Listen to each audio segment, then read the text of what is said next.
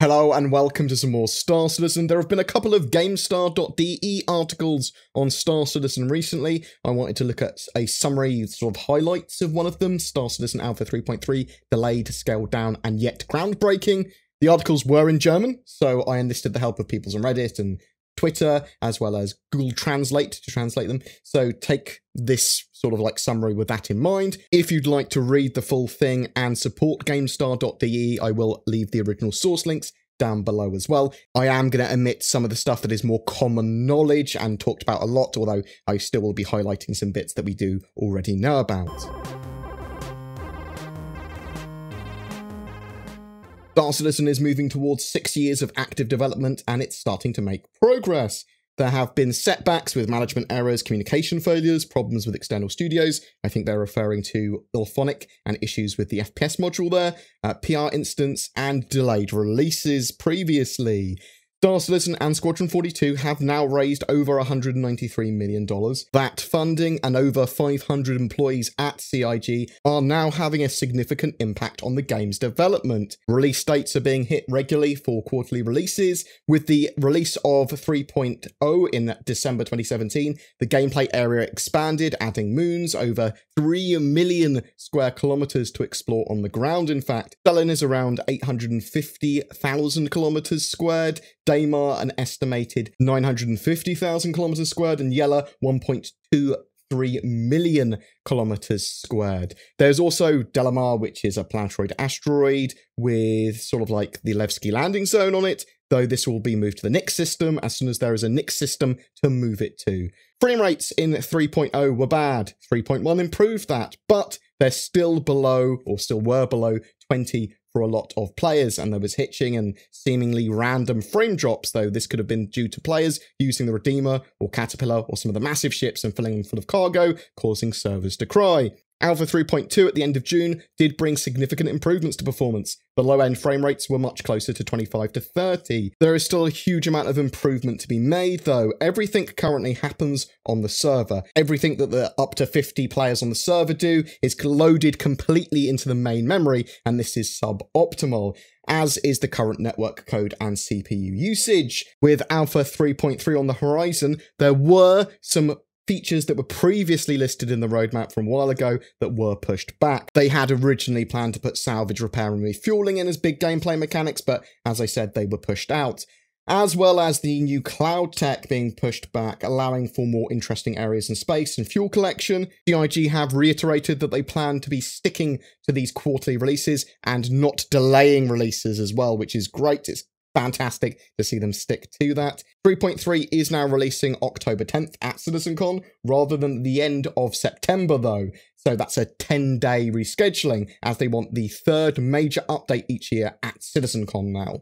The article does also suggest at one point that the PTU, so that's the not live build, the public test universe build, will be available for CitizenCon on the 10th of October rather than the actual live build, if you see what I mean. I'm not sure if that's accurate or not, as it is talked about later, and it's a bit confusing because Eric and Davis does suggest that it is going to be the live build at CitizenCon on the 10th of October. So it's probably something that was lost in translation, or something that I'm misunderstanding. 3.3 does contain the first full planet, Hurston, a 12 million square kilometer industrial planet, 11 times larger than the largest moon, Yela.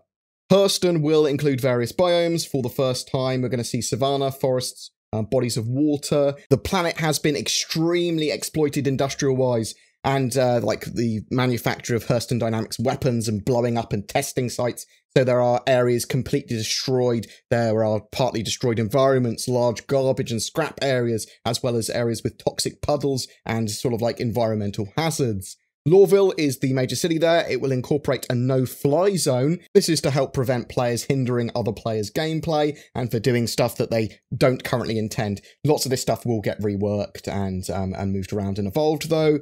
The article suggests that the Lawville Business District has been moved to 3.4's update. So This is part of the procedural generation of cities. A lot of it can be built by hand, or at least planned by hand. So they have like a plan for a city, and they can add districts to certain areas and to select what districts those will be. And they can have sort of like public transport running around and that sort of stuff. So it's a very quick and easy way of developing a whole city without having to place every individual building. However, they are constantly evolving biomes and adding buildings. So the business district will contain props and art very specific, or at least more themed towards business, whatever that means in this situation, and basically expands out the procedural city generation and tools for that.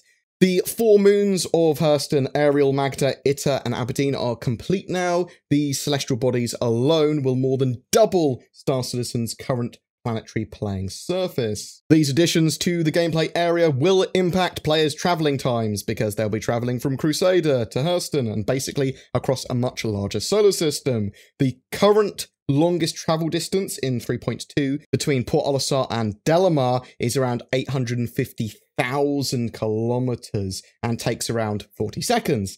By contrast, the distance between Port Olisar and Hurston will be around 32 million kilometres. So this could take 25 minutes or so to travel by old standards anyway, without stopping for fuel. But CIG are overhauling the fuel system, and they expect players to refuel maybe once every hour or two based on their usage. And although the article doesn't mention this, they might rework the distances. They are currently working out exactly how far things should be. They want travel times to be meaningful and for the system to feel massive, so like the solar system, but not to overly be cost restrictive when it comes to buying fuel, nor to constantly delay players by having to refuel too often. There's new quest givers that will give us more mission variety, like mining quests from Recco Battaglia. There's also Clovis Darneely, who was supposed to give us sort of like salvage and reclamation missions. So I suspect he'll offer some placeholder missions until salvage is fully online. NPCs and NPC AI is being incorporated into missions for actual PvE on foot, which is going to be a huge. This with the addition of scramble races, face-over IP, voice-over IP, wear and tear, should all make 3.3 feel much more like a real game with depth. However, performance may be an issue. Object container streaming needs to work efficiently to improve performance. They asked what would happen if object container streaming isn't ready for 3.3 or it doesn't work as intended at this stage, and Eric Karen Davies answered, "Our current plan is to deliver 3.3 alpha by October 10th. But at this point, we all know that this kind of game development is difficult to predict. We make the best possible decision based on the progress that we see in object container streaming and other tasks. But players will definitely get new content with alpha 3.3. The article ends by sort of like summing up the 3.3 update remains ambitious, even without the new professions or cloud tech. The additions and a whole new planet with lots of different habitats should take Star Citizen to the next level. There is a lot missing still, though, to class it as a complete game for sure. A successful 3.3 release would be a massive step forward, probably the largest for the game so far.